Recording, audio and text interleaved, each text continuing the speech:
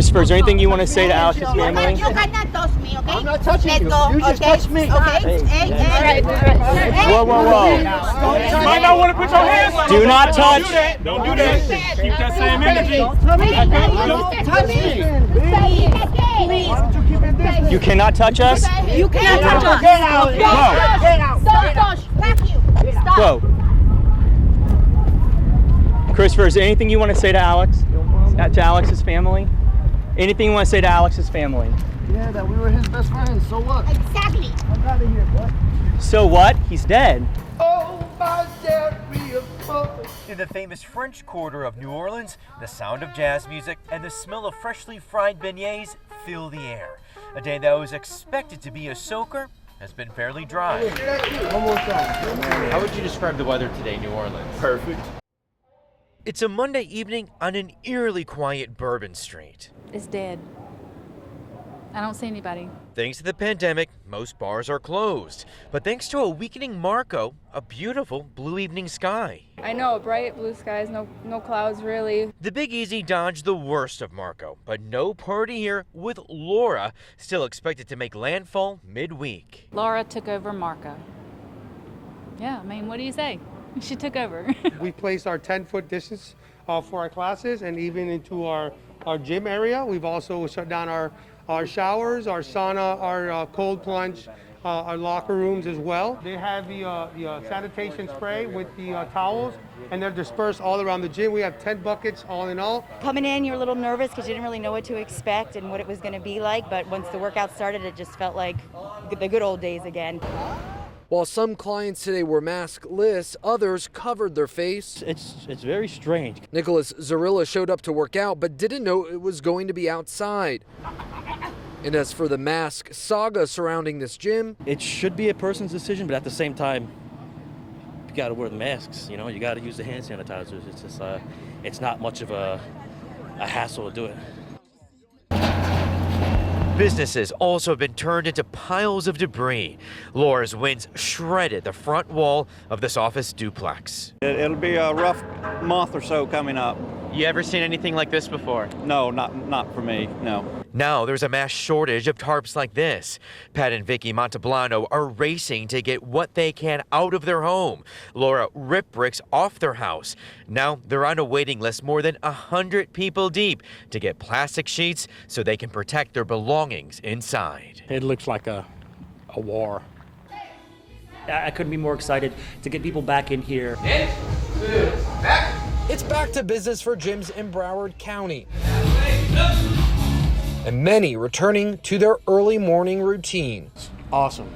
Get your body working again. Gyms and studios alike can now operate at 50% capacity. Under new guidelines, they must sanitize equipment between use, take temperature checks, and make sure staff wear face masks. We're making sure that we're hitting everything that the county, the city, the state has mandated that we should be doing, and then some.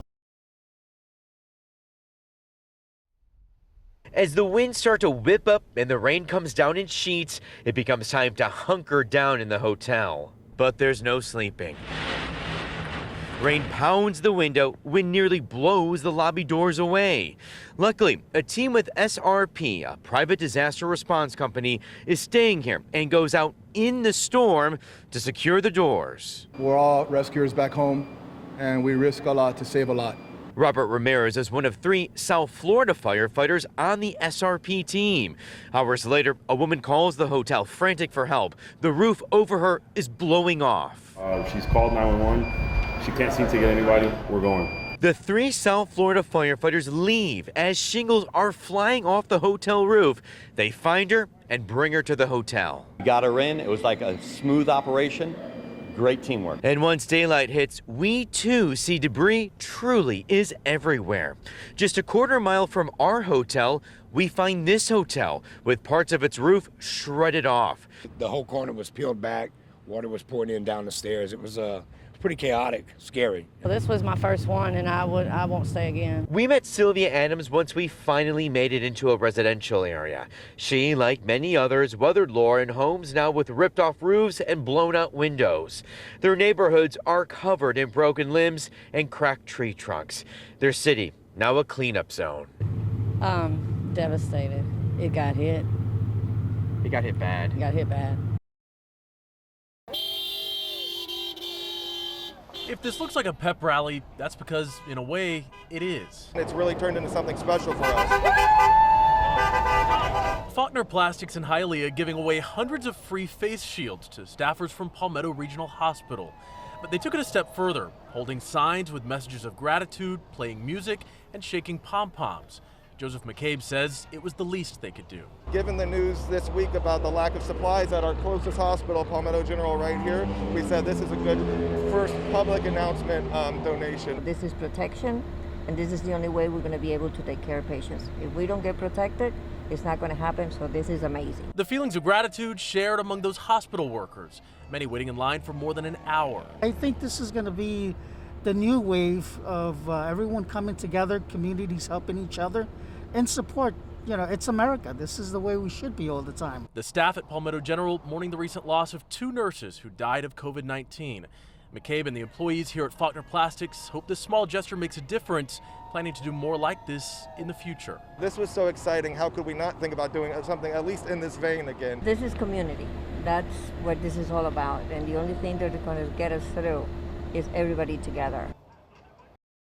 This morning at First St. John Missionary Baptist Church in Naranja, cars were lined up as far as the eyes could see. One up front, one in the back. Some here since 3 a.m. this morning to get what many South Floridians need right now, food. The line speaks for itself.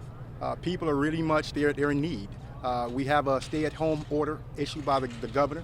We have a stay-at-home issued by the mayor. So people are not quite sure what to do and when to do it. But when they hear us say, hey, come out and get these resources, this food, then they feel a little relieved. No food until the car stop. Thanks to State Representative Kiani McGee and other community leaders in partnership with Farm Share, this free food distribution drive-through was set up to offer South Dade residents and the surrounding area a helping hand. It really have filled in the gap financially for me to stabilize my family. And with so many South Floridians left without income right now during this pandemic, it's great to see the community coming together even stronger in a time of need. And it's a powerful message to show today from our community leaders that we're here for them, that they don't have to worry, they don't have to panic in this time, that the community leaders and our religious leaders are thinking about them, and we're doing our best to make sure that they can provide for their families. So that's one less thing they have to worry about in this time. To come out at 3 a.m. for an event that begins at 10 a.m. also speaks to the gravity of the situation that they're dealing with. This guy's free. Despite the long lines for food, due to impeccable planning, things were ran pretty smooth. It's worth it and it's quick. They're very organized, which makes it a lot easier. We all appreciated that they're coming down in the neighborhood and, you know, looking back and looking out, you know, for the community. Luis Vasquez desperately looking for his fur baby Friday. It's like a piece of our family's missing. Loki! On March 3rd, Vasquez got into a car accident while taking his 2 newly adopted dogs to daycare. The pups went missing near 132nd Avenue and 208th Street, and the search was on. Come on, Lele.